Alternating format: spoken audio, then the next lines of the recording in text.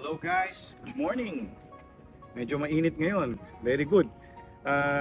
Meron tayong bagong unit mga pare. It's a 2017 Toyota Fortuner G na gas. Actually, personal use ko tong otong to eh. I used it for almost a year pero nag-decide na ako ibenta. May kinuha tayong bagong panggamit dyan guys. It's very well maintained, 49,000 kilometers and naka-ceramic coating din to. Pinaceramic ko to I think 3 months ago lang. Yun, tapos wala namang gagawin dito guys. What can I say? It's a Toyota Fortuner, napakatibay, alam naman nating lahat.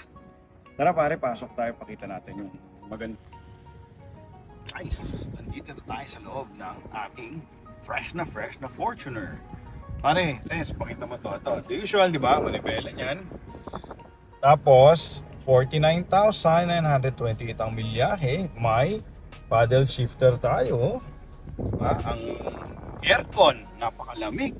Ang radio, stock radio ng Toyota Fortuner. Diba? Ito may cup holder. Nilalagyan ko ng cellphone. Nagbaon ako ng kape.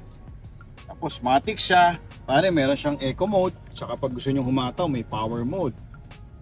Renz, pakita mo na lang yung loob. Wala, napakasariwa. Pati ceiling. Tapos, yung likod, pakita mo na lang Renz. Meron tayong dalawang TV dito. Yun lang, guys. Thank you for all your support. Please continue to watch and like, share, follow our page at JR7 Auto Dealer. Ingat lang kayo.